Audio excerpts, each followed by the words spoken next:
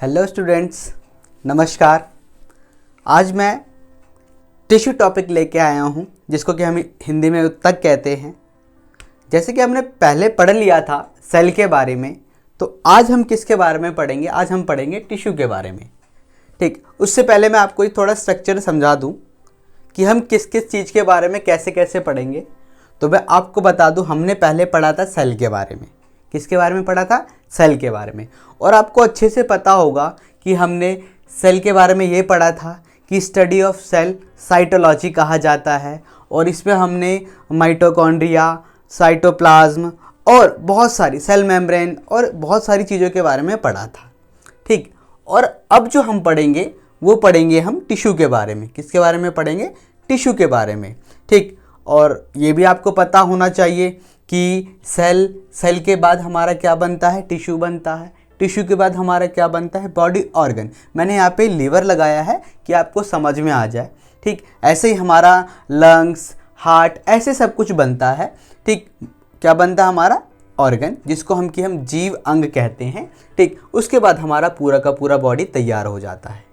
ठीक, अच्छा, आज हमने जो टॉपिक लिया है वो क्या था? टिश्यू है। अब बात करते हैं टिश्यू के बारे में। किसके बारे में? टिश्यू के बारे में। अच्छा, अब आपको एक चीज़ पहले बता दूं मैं कि सेल के कॉम्बिनेशन को, यानी कि कोशिकाओं के समूह को हम उत्तक कहते हैं। और अगर इंग्लिश में बात करें तो groups of cell is called tissue. बात समझ में आ रहा है? यानी कि अगर हम कई सारे सेल को मिला ले तो हमारा क्या तैयार हो जाता है? टिश्यू तैयार हो जाता है। ठीक, और आपको बता दूं, स्टडी ऑफ टिश्यू क्या कहा जाता है? हिस्टोलॉजी कहा जाता है। क्या कहा जाता है? हिस्टोलॉजी। और इसके जो फाउंडर थे उनका नाम था जोहानिस पीटर मुलर। क्या नाम था? जोहानिस पीटर मुलर। और इन्होंने कब फाउंड किया था इसके बारे में? 1830 में, 1830 में। ठीक, चलो अब बात करते हैं हम टिश्यू के टाइप्स के बारे में। टिश्यू के टाइप्स यानी कि उत्तक के प्रकार के बारे में। तो जो हमारा पहला प्रकार है उसका नाम है पेशी उत्तक, जिसको कि हम क्या बोलते हैं? मस्कुलर टिश्यू बोलते हैं। हम क्या बोलते हैं? मस्कुलर टिश्यू, यानी कि हमारे मसल जिससे बने हैं उसके बारे में बात करेंगे हम आगे।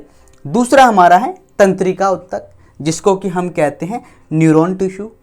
ठीक है, उसके बाद हमारा है संयोजी उत्तक, जिसको हम कनेक्टिव टिश्यू या फिर कनेक्टिंग टिश्यू भी कहते हैं। ठीक, अगला जो है हमारा उसका नाम है उपकला टिश्यू।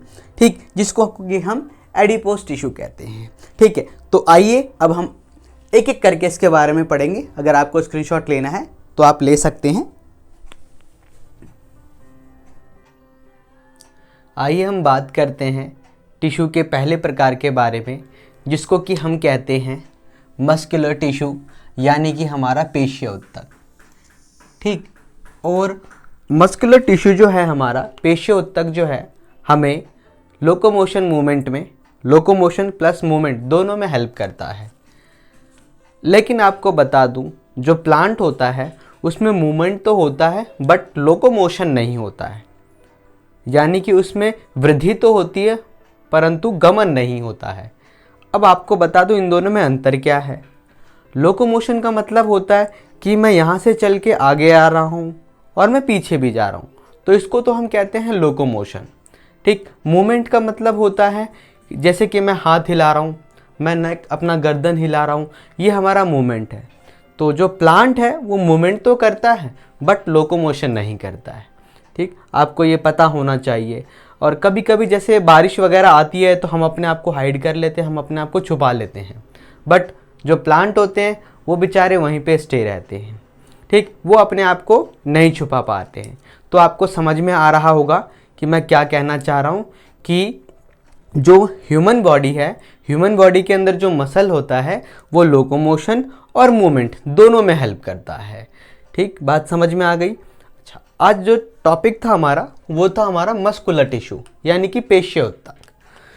तो जो हमारा मसल होता है, आपको समझाने की कोशिश कर रहा हूँ कि जो मसल होता है, लाइक हमने मान लिया ये हमारा मसल है। क्या ये हमारा मसल है? यानी कि जो पेशी है। ठीक, और अगर हम इसको काट कर देखें, कैसे देखें? काट कर देखें तो हमें कुछ मतलब इस तरफ से अगर हम देखते हैं इस तरफ से हम देखते हैं तो हमें कुछ ऐसा नज़र आता है। ध्यान से देखना कैसा नज़र आता है कि इसमें कुछ ऐसे ऐसे मसल सेल होते हैं, यानी कि ग्रुप्स ऑफ मसल सेल होते हैं। कई सारे मसल सेल्स को, मसल फाइबर को मिलाकर हमारा क्या बनता है, मसल टिश्यू बनता है। ध्यान से समझना, बहुत इंपॉर्टेंट चीज़ बताने जा रहा हूँ मैं। ऐसे करके ये मसल सेल अपना ग्रुप बनाते हैं। ठीक, याद रखना, जैसे कि हम इसको बोलते हैं हमारा पेशी है, ये क्या है, पेशी, यानी कि इसको हम क्या बोलते हैं, मसल बोलते हैं बेटा। क्या बोलते हैं, मसल। ठीक, वहीं बात करें तो ये हमारा क्या होता है, ये हमारा होता है पेशी बंडल। क्या होता है बेटा, ये होता है हमारा पेशी बंडल। हिंदी में इसको पेशी बंडल बोलते हैं और इंग्लिश में इसको बोलते हैं मसल बंडल। क्या बोलते हैं, मसल बंडल। ठीक है, और इसको एक तरीके से अगर मैं बायोलॉजिकल नेम बोलूँ तो इसको एक तरीके से फेसिकल भी बोला जाता है। क्या बोला जाता है, फेसिकल। ठीक, अच्छा बेटा, अब इसके अंदर जो आप देख रहे हो, ये जो सर्कुलर शेप में है, इसको हम बोलते हैं बेटा, याद रखना, इसको बोला जाता है मसल सेल। क्या बोला जाता है, मसल सेल, यानी कि इसको हम बोल सकते हैं मसल तंतु। याद रखना, ठीक, मसल सेल बोल दो या फिर आप इसको बोल सकते हो मसल फाइबर। क्या बोल सकते हैं हम इसको, मसल फाइबर। ठीक, बात आपको अच्छे से समझ में आ रही है? कोई डाउट हो तो आप कमेंट कर सकते हो। ठीक, उसके बाद अगर बात करें बेटा, अब हम बात करते हैं इसके बाद, तो बेटा याद रखना, जो हमारा मसल फाइबर या मसल सेल होता है, उससे जो छोटे होते हैं बेटा, वो किससे मिलाकर बने होते हैं, उसको कहते हैं मायोफाइबर्स। क्या बोलते हैं, मायोफाइबर्स। एक मिनट, क्या बोला जाता है बेटा, उसको मायोफाइबर्स बोला जाता है। मतलब कई मायोफाइबर्स को मिलाकर क्या बनते हैं, आपके मसल सेल बनते हैं। ठीक है, मसल सेल के बाद आपका क्या बनता है बेटा, आपका मसल बंडल बनता है।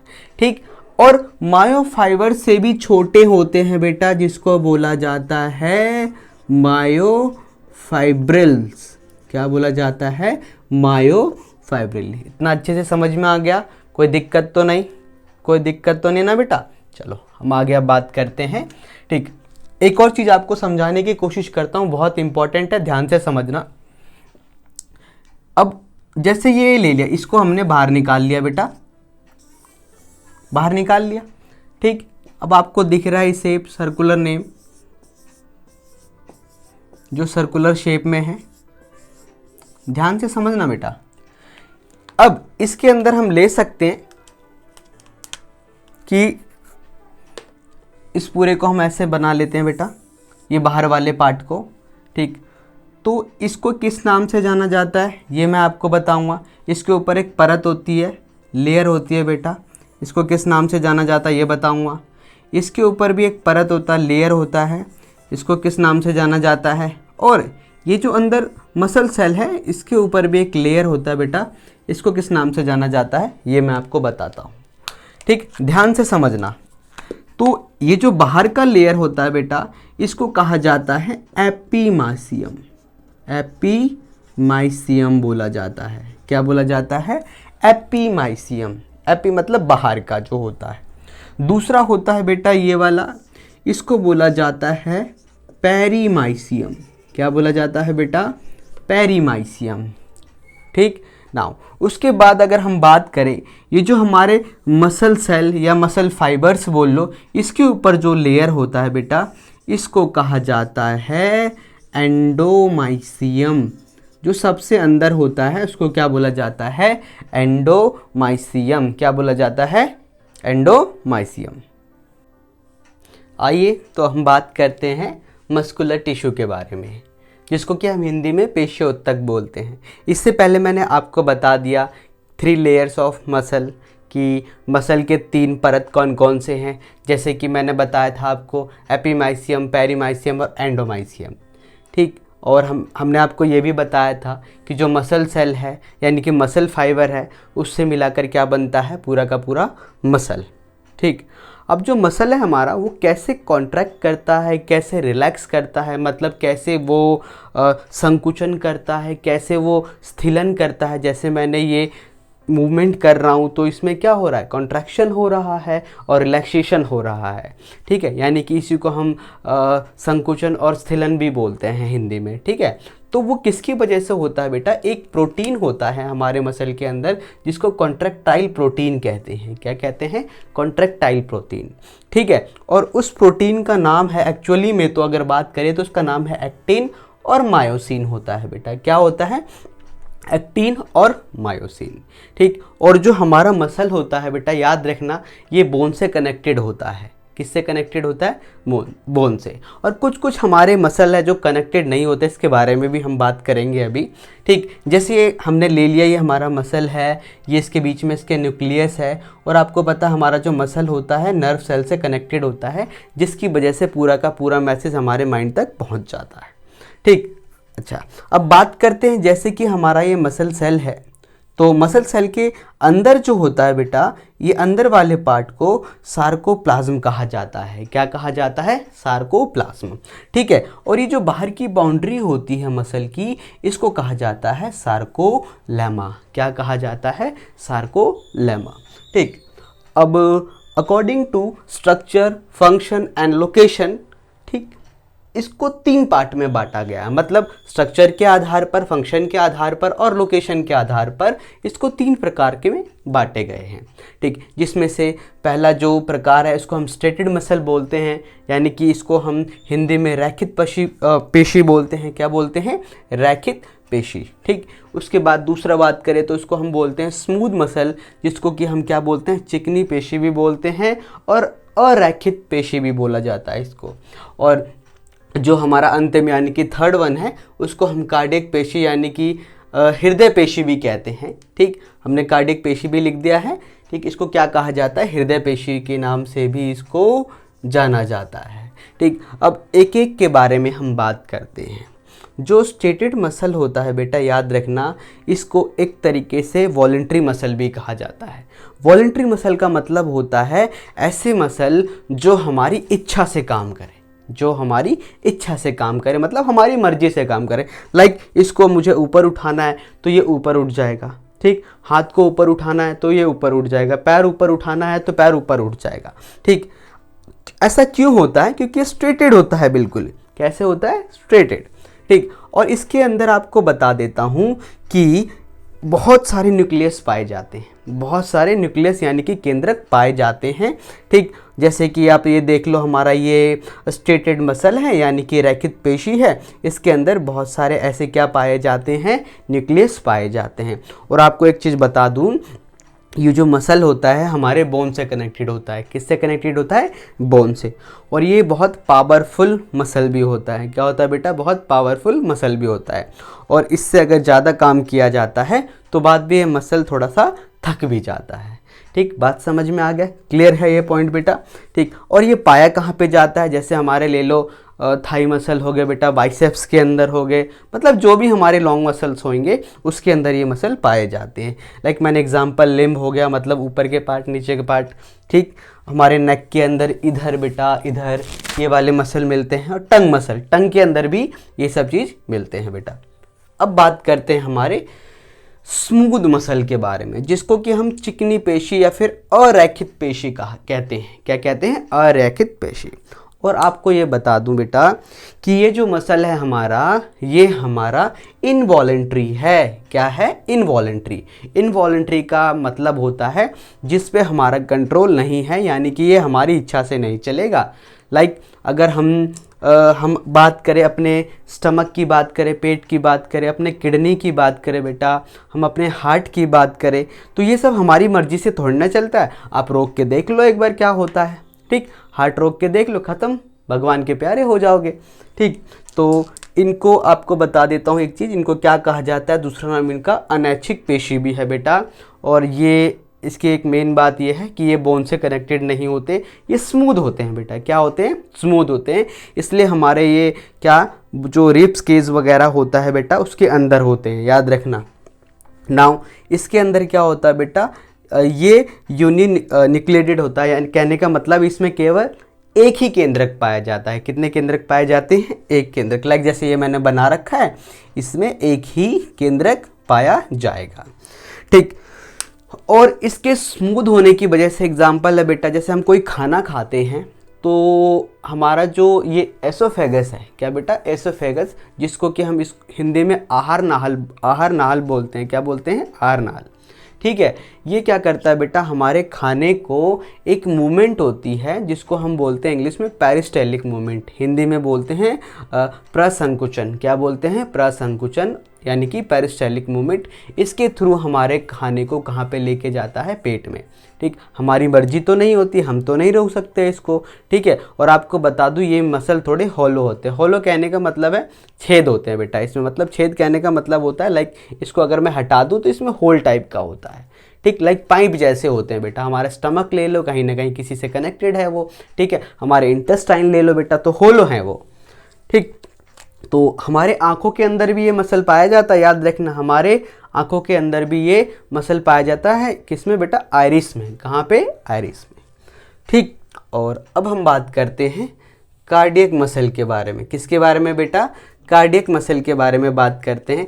आपको बता दूं ये कॉम्बिनेशन होता है स्ट्रेटेड मसल और स्मूथ मसल का। किसका बेटा? स्ट्रेटेड मसल और स्मूथ मसल का ये कॉम्बिनेशन होता है, याद रखना, ठीक। और आपको अच्छे से पता है कि जो हमारा हार्ट होता है उसमें 4 चैम्बर होते हैं, ठीक है। हार्ट का जो अपर पार्ट होता है उसका अलग काम होता है, ठीक। लाइक मैंने एक एग्जाम्पल टाइप का बना दिया है, ड्राइंग अच्छी लगी हो तो अच्छी बात है, अदरवाइज़ आप कोशिश करूँगा अगली बार अच्छे से बनाने की, ठीक। तो ये तो देखोगे बेटा आपके जो अरोट्रा वगैरह होते हैं, वेन्स होते हैं बेटा, वो आपके किस तरीके से होते हैं? स्मूथ मसल की तरह काम करते हैं, ठीक, या फिर स्ट्रेटेड मसल की तरह काम करते हैं, ठीक। वहीं बात करते हैं हमारा बेटा जो हार्ट का नीचे वाला पोर्शन होता है, ये मसल की तरह काम करता है, ठीक। कौन से मसल की तरह काम करता है बेटा? आपके स्ट्रेटेड मसल की तरह, ठीक। मतलब ये कॉम्बिनेशन होते हैं बेटा, 2-3 मसलों के कॉम्बिनेशन से हमारा क्या बनता है? हार्ट बनता है, ठीक है। क्लियर बेटा? आपको समझ में आ गया? किसी में डाउट तो नहीं है? और आज हम कुछ फैक्ट के बारे में भी बात करते हैं कि इससे रिलेटेड कुछ क्वेश्चन आ जाते हैं हमारे कॉम्पिटिटिव एग्ज़ाम में, ठीक है। हमारे जो भी DSSB के एग्ज़ाम हो गए, ठीक है ना बेटा, रेलवेज़ के एग्ज़ाम हो गए, तो बायोलॉजी के कुछ इंपॉर्टेंट क्वेश्चन है जो आ जाते हैं। तो वो क्वेश्चन क्या क्या है? तो आप यह ध्यान रखना कि हमारे बॉडी के अंदर बेटा 639 मसल होते हैं। कितने मसल होते हैं? 639, ठीक है। और जिसमें से अप्रोक्सीमेटली 400 हमारे स्ट्रेटेड मसल होते हैं, ठीक है। कितने? 400, ठीक। और हमारे बॉडी के अंदर अगर बात करें तो सबसे ज़्यादा जो मसल पाया जाता है बेटा, याद रखना, वो हमारे बैक साइड में, यानी कि हमारे पीठ में पाया जाता है। कहाँ पाया जाता है बेटा? पीठ में, ठीक। और अगर हम बात करें सबसे बड़ी मसल हमारी जो होती है हमारी बॉडी के अंदर, उसको कहा जाता है ग्लूटियस मैक्सिमस। क्या बोला जाता है बेटा? ग्लूटियस मैक्सिमस, यानी कि ये वाला मसल, ठीक है। और बोल सकते हो कूल्हे की जो मसल होती है उसको सबसे बड़ी मसल कहा जाता है बेटा, और जो छोटी मसल होती है उसको कहा जाता है स्टेपिडियस। क्या बोला जाता है? स्टेपिडियस, जो कि हमारे कान के अंदर होता है बेटा, ठीक है। और ओवरऑल हमारे बॉडी के 40% पार्ट जो होता है वो मसल से होता है। बोन के बाद दूसरा कौन होता है बेटा? मसल। आई होप आपको ये समझ में आ गया है, ठीक। इससे पहले हमने सेल के ऊपर भी वीडियो बनाए हैं। अगर आपको सेल का वीडियो देखना है और समझना है अच्छे से, मैंने सिंपल वे में बताया है, तो ये आई बटन पे क्लिक करें और आपको ये सेल के बारे में भी पता लग जाएगा, ठीक। और इस वीडियो को ज़्यादा से ज़्यादा फॉरवर्ड करें, ठीक, जिससे कि और भी लोगों को इस नॉलेज से गेट टुगेदर करा दें। Thank you. हेलो एवरीवन, तो आज हम बात करते हैं टिश्यू के अगले टॉपिक, यानी कि हमारा कनेक्टिव टिश्यू के बारे में, और जिसको कि हम हिंदी में क्या बोलते हैं बेटा? संयोजी ऊतक बोलते हैं। क्या बोलते हैं? संयोजी ऊतक। तो आपको पता है संयोजी ऊतक यानी कि कनेक्टिव टिश्यू का मतलब क्या होता है? जो समान तरह के कोशिकाओं को आपस में जोड़ता है उसको हम संयोजी ऊतक कहते हैं। यानी कि जो सिमिलर टाइप ऑफ सेल्स को आपस में कनेक्ट करता है उसको हम कनेक्टिव टिश्यू कहते हैं। ठीक, तो आइए बात करते हैं कि कनेक्टिव टिश्यू यानी कि संयोजी ऊतक कितने प्रकार के होते हैं। तो सबसे पहला हमारा ब्लड, ये भी एक क्या है, कनेक्टिव टिश्यू है। Bone, ligament, adipose, areolar. ठीक है, और ये सारे के सारे इंपॉर्टेंट है, याद रखना, एक एक करके मैं आपको बताऊंगा, अच्छी तरीके से बताऊंगा। ठीक, तो सबसे पहले हम बात करते हैं ब्लड के बारे में। किसके बारे में? ब्लड के बारे में, जिसको कि हम हिंदी में रक्त बोलते हैं। ब्लड के अंदर 55% बेटा प्लाज्मा होता है। क्या होता है? प्लाज्मा। और 45% हमारा होता है ब्लड सेल। क्या होता है? Blood cell. और अब बात करते हैं पर्टिकुलर हम प्लाज्मा के बारे में। तो प्लाज्मा जो है बेटा उसमें 90% क्या पाया जाता है? वाटर पाया जाता है। 90% क्या पाया जाता है? वाटर। 7% पाया जाता है इसमें प्रोटीन। कितने परसेंट? 7%। और 0.9% पाया जाता है इसमें लवण यानी कि सॉल्ट। ठीक है, और 0.1% हमारा पाया जाता है ग्लूकोज। अब बात करते हैं इसके फंक्शंस के बारे में। तो आपको बता दूं, जो हमारा प्लाज्मा होता है वो हमें हमारे बॉडी टेम्परेचर को कंट्रोल करने में हेल्प करता है। किसको? बॉडी टेम्परेचर को। और साथ साथ में हमें क्या करता है बेटा? ये ब्लड क्लोट्स बनाने में सहायता करता है, जिसको कि हम बोलते हैं थक्का जमाने में। क्या करने में? थक्का। देखते हैं ना, कहीं कट जाता है बेटा, उसके ऊपर ब्लैक ब्लैक लेयर चढ़ जाती है, जिसको कि हम क्या बोलते हैं? थक्का, यानी कि क्लोट्स बोलते हैं। और आपको बता दूं कि ये क्लोट्स क्यों जमते हैं बेटा? एक प्रोटीन होता है जिसको क्या बोला जाता है? फाइब्रोनोजेन प्रोटीन कहा जाता है बेटा। क्या बोला जाता है? फाइब्रोनोजेन प्रोटीन, जिसकी वजह से हमारे ब्लड के अंदर क्लोटिंग होती है। क्या होती है? ब्लड के अंदर क्लोटिंग। बात समझ में आ गई बेटा? कोई दिक्कत तो नहीं ना? आई होप समझ में आ रहा होगा। ठीक, और अगर हम बात करें, इसके अंदर एक सेरम पाया जाता है। क्या? सेरम या सीरम बोलोगे। तो ये कैसे होता है? अगर इसके अंदर से फाइब्रोनोजिन प्रोटीन को हटा दिया जाए, उसमें से निकाल दिया जाए, तो क्या बच जाता है? सिर्फ सेरम बन जाता है। क्या बच जाता है? सेरम। ठीक है, क्लियर बेटा? बात समझ में आ गया। ठीक, अब बात करते हैं हम ब्लड सेल के बारे में। किसके बारे में बेटा? ब्लड सेल के बारे में, यानी कि हमारे रक्त कोशिकाओं के बारे में। ठीक है, जिसमें हमारा क्या क्या होता है? आरबीसी, डब्ल्यूबीसी और प्लेटलेट्स। आरबीसी को हिंदी में कहा जाता है लाल रक्त कणिकाएं, और डब्ल्यूबीसी को हिंदी में कहा जाता है श्वेत रक्त कणिकाएं, और प्लेटलेट्स को कहा जाता है बिंबाणु। ठीक है, इनका जो अगर बायोलॉजिकल नेम की बात करें तो आरबीसी का नाम होता है एरिथ्रोसाइट। क्या होता है?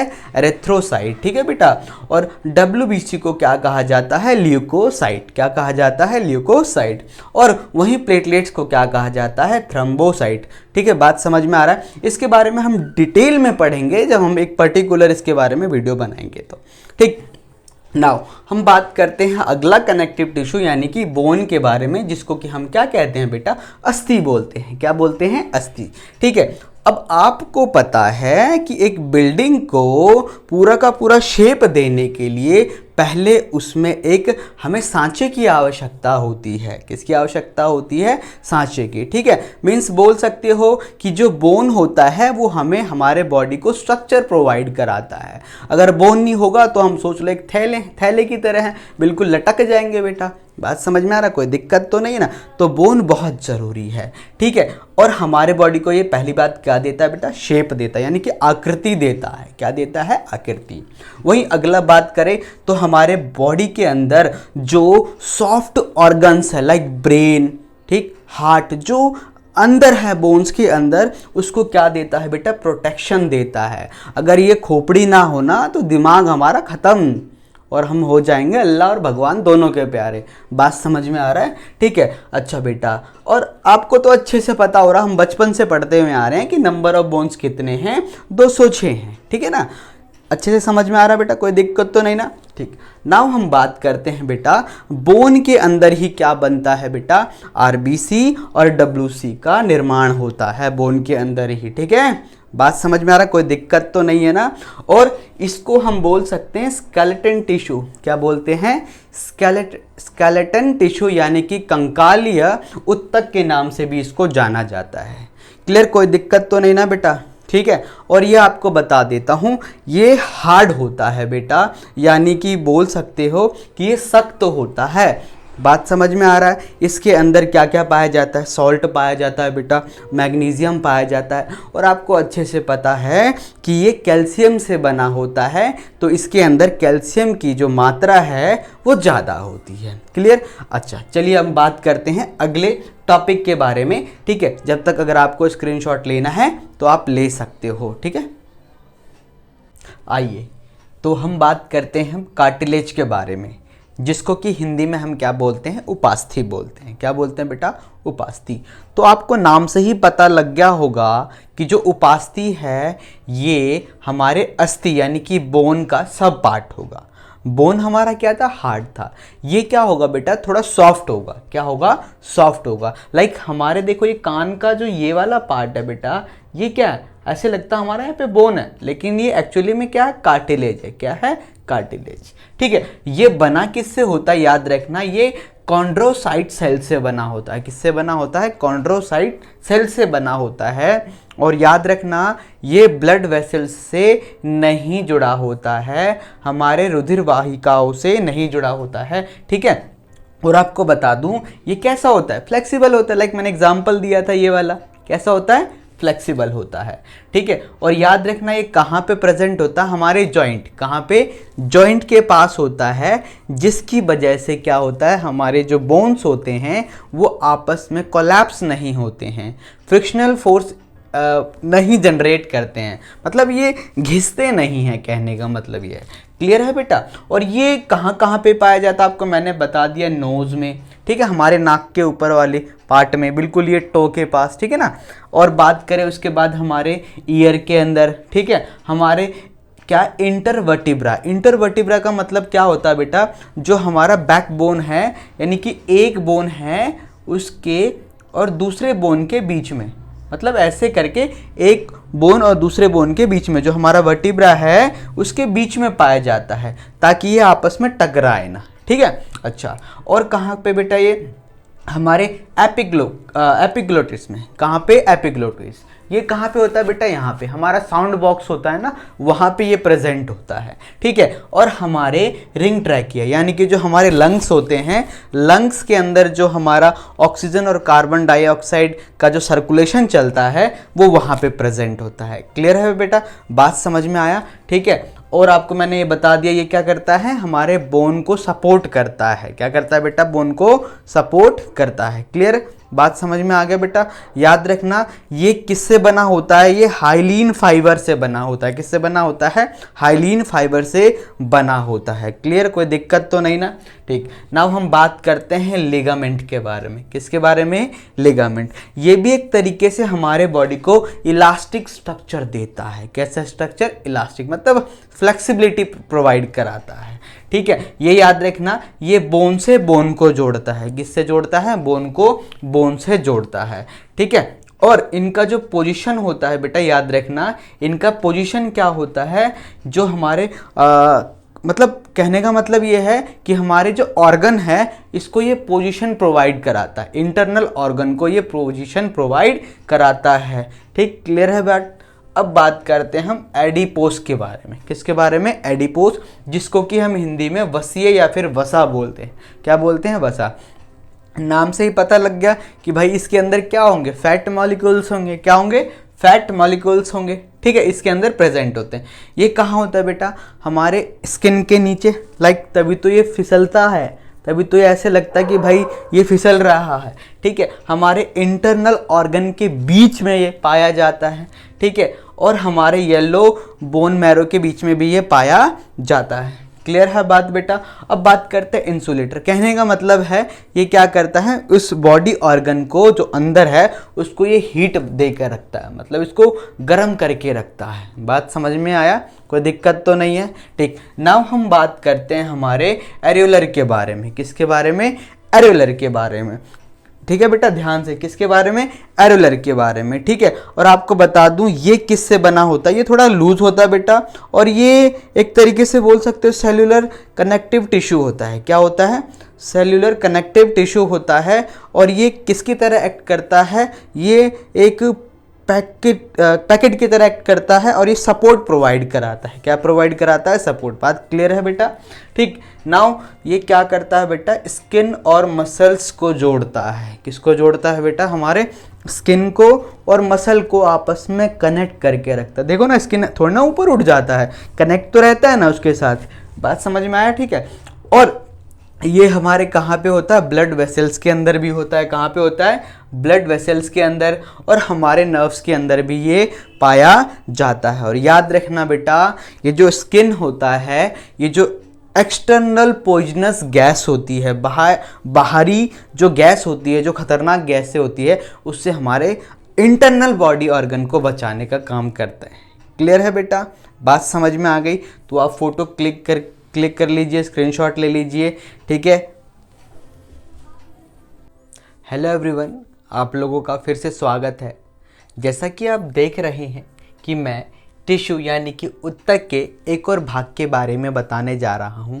वह भाग है तंत्रिका ऊतक यानी कि नर्वस टिश्यू। क्या है बेटा? Nervous tissue.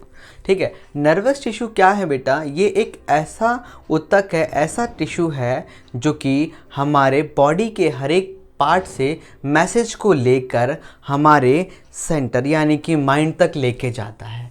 ठीक, लाइक मैंने क्या बोला है कि जो आपका नर्वस टिश्यू है यानी कि तंत्रिका ऊतक है, ये हमारे पूरी बॉडी को कंट्रोल करता है। क्या करता है बेटा? कंट्रोल करता है, मॉनिटर करता है, रेगुलेट करता है।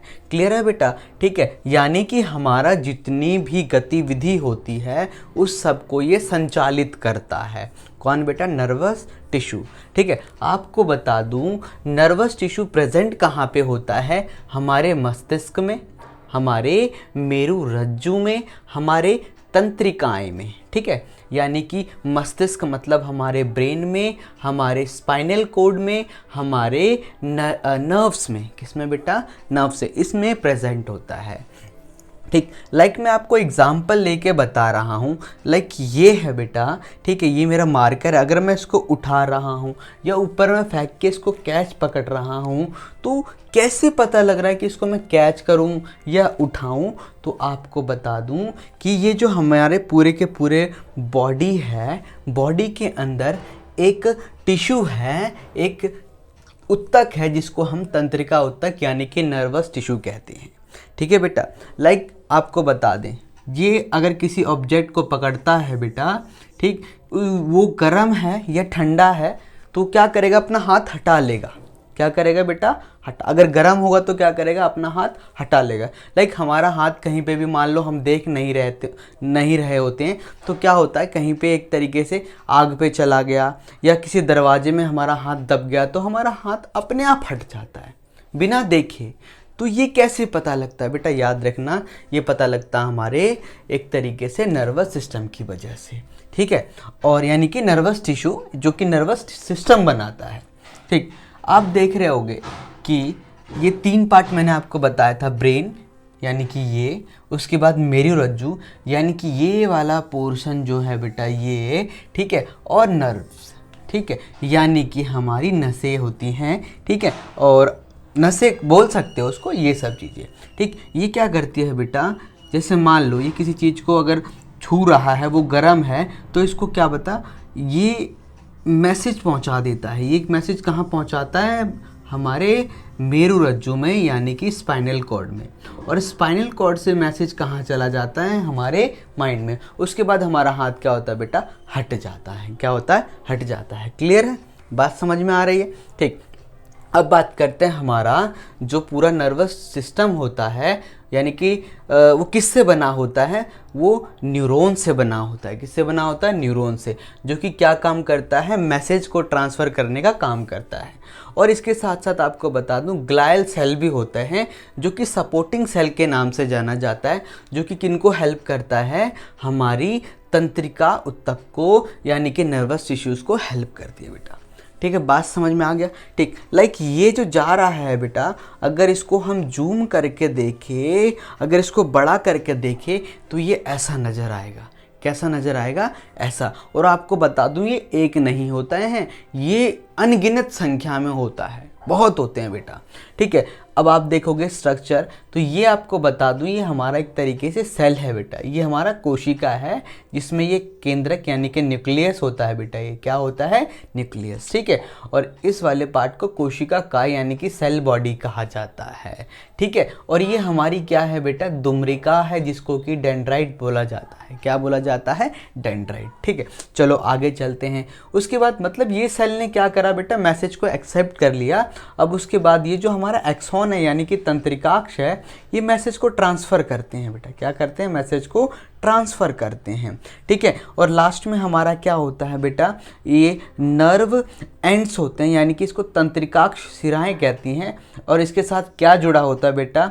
साइनेप्टिक पुटक जुड़े होते हैं। ठीक है, साइनेप्टिक्स होते हैं, जो कि क्या करते हैं बेटा? दोबारा ऐसे सेलों को ये क्या करता है? दोबारा ऐसे न्यूरॉन्स को मैसेज को ट्रांसफ़र करता है। मतलब यहाँ पे भी क्या होगा बेटा? आपका ऐसे ऐसे करके ये न्यूरॉन बने होंगे। ठीक है, ऐसे ऐसे करके क्या होगा बेटा? ये न्यूरॉन बने होंगे। यहाँ पे भी ये ऐसे ऐसे ये ट्रांसफ़र होता जाएगा। बात समझ में आ रहा है बेटा? और आपको एक चीज़ बता दूँ इम्पॉर्टेंट थिंग, कि अगर हमारे बैकबोन यानी कि स्पाइनल कॉर्ड में कहीं इंजरी हो गई तो बॉडी पैरालाइज भी हो सकती है। ठीक है, बात समझ में आ रहा है? इसलिए ध्यान में रखकर ही सारा काम करना चाहिए। या किसी का गर्दन टूट जाता है तो वो एक तरीके से उसकी मृत्यु हो जाती है। क्यों हो जाती है? क्योंकि सारा का सारा नर्वस सिस्टम ख़राब हो जाता है। बात समझ में आ रहा है बेटा? चलो, आपको स्क्रीनशॉट लेना है तो आप स्क्रीनशॉट ले लीजिए। ठीक, अब मिलते हैं अगले पार्ट में। आइए तो हम बात करते हैं हमारे एपिथेलियल टिश्यू के बारे में, जिसको कि हम उपकला ऊतक बोलते हैं। क्या बोलते हैं? उपकला ऊतक। ठीक है, उपकला ऊतक के यानी कि एपिथेलियल टिश्यू के 4 टाइप होते हैं बेटा। कितने टाइप होते हैं? 4। और एक एक को मैं एक्सप्लेन करके आपको बताऊंगा। सबसे पहले आपका होता है सिंपल सिक्वेमस। क्या होता है बेटा? सिंपल सिक्वेमस, यानी कि ये एक ऐसा टिश्यू होता है, एपिथेलियल मतलब समझ लेना कि जो बाहर, जो एक तरीके से बाहर भी होता है, हमारे अंदर भी होता है। ठीक है, और आपको बता दूं ये टाइटली पैक्ड होते हैं आपस में। कैसे होते हैं? टाइटली पैक्ड होते हैं। ठीक है, और ये आपके जो एनिमल टिश्यू होते हैं, यानी कि एनिमल बॉडी के अंदर, ये एक्सटर्नल और इंटरनल दोनों को सुरक्षा प्रदान करते हैं बेटा। ठीक है, और ये आपके वाटर को, न्यूट्रिएंट्स को ऑब्जर्व भी करता है और इसको बाहर भी निकालता है। क्लियर है बेटा?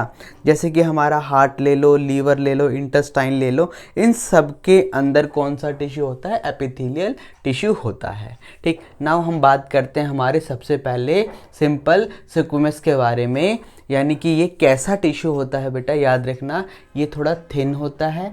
ठीक है, मतलब पतला होता है। फ्लैट यानी कि चपटा होता है, और इसमें केवल सिंगल लेयर होता है, यानी कि एक ही परत होता है बेटा। ठीक है, और इसके जो मेम्ब्रेन्स होती हैं, यानी कि जो झिल्ली होती है बेटा, परत होती है, ये न्यूट्रिएंट्स को अंदर और बाहर आने में हेल्प करती है। ठीक है, ये क्या कहाँ कहाँ पे लोकेट होता है बेटा? आपके एल्वेओल में, माउथ में, ठीक है, एसोफेगस में, और हमारे नोज़ के अंदर भी ये प्रेजेंट होता है, जो बिल्कुल पतली होती है। ठीक है, ये क्या करता है बेटा? ये हमें चोट से बचाता है। किससे बचाता है? चोट से बचाता है, और हमें ये केमिकल, जर्म्स और बहुत सारे हार्मफुल चीज़ों से हमें ये बचाता है। नाउ हम बात करते हैं हमारे कॉलमनर टिश्यू के बारे में। एपिथेलियल टिश्यू का अगला जो पार्ट है उसका नाम है कॉलमनर। कॉलमनर मतलब ये कॉलम में होते हैं बेटा। कैसे होते हैं? कॉलम में होते हैं। ठीक है, ये चौड़े कम होते हैं और ऊंचे ज़्यादा होते हैं। क्या? चौड़े कम और ऊंचे ज़्यादा होते हैं, और ये हमें बैक्टीरिया से बचाता है। किससे बचाता है? बैक्टीरिया से बचाता है। और ये कहाँ पे होता है बेटा? याद रखना, हमारे स्टमक में और स्मॉल इंटेस्टाइन में होता है। कहाँ पे होता है? स्टमक में और स्मॉल इंटेस्टाइन में। इसका काम क्या है बेटा?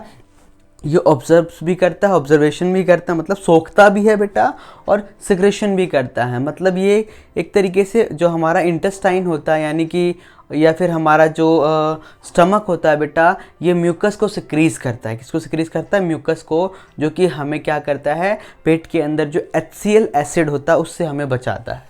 ठीक, नाउ हम बात करते हैं क्यूबॉइडल की बात करते हैं। किसको? क्यूबॉइडल। ठीक है, क्यूबॉइडल यानी कि घनाभकार होता है, और ये कहाँ कहाँ पे प्रेजेंट होता है? हमारे किडनी ट्यूब्स के अंदर, थायराइड वेसिकल्स के अंदर, और हमारे कई सारी ग्लैंड्स के अंदर भी ये प्रेजेंट होते हैं। इसका भी काम सेम उसकी तरह है, ऑब्जर्वेशंस और आपका क्या कहते हैं? सिक्रेशंस। ठीक है ना बेटा? और याद रखना, ये एक तरीके से बॉडी को मैकेनिकल सपोर्ट देता है। मैकेनिकल मतलब एक तरीके से फिल्ट्रेशन का काम करता हो। ठीक है, बात समझ में आ? जैसे किडनी क्या करता है बेटा? किडनी ट्यूब्स जो होता है वो क्या करता है? फिर हमारे यूरिन को एक तरीके से बाहर निकालने का काम करता है। ठीक है ना? नाउ हम बात करते हैं हमारे स्ट्रेटिफाइड स्क्विमस के बारे में। आपको बता दूं, ये हमारे एक्सटर्नल स्किन को ढकता है बेटा। किसके? एक्सटर्नल स्किन को ढकता है। और आपको बता दूं, ये मल्टी लेयर होता है, जैसे कि आपको दिख रहा है। कैसा होता है? मल्टी लेयर होता है, और ये वाटर प्रूफ होता है। ठीक, क्या होता है? वाटर प्रूफ होता है, और ये हमें चोट से बचाता है। ठीक है बेटा, बात समझ में आ गई है आपको?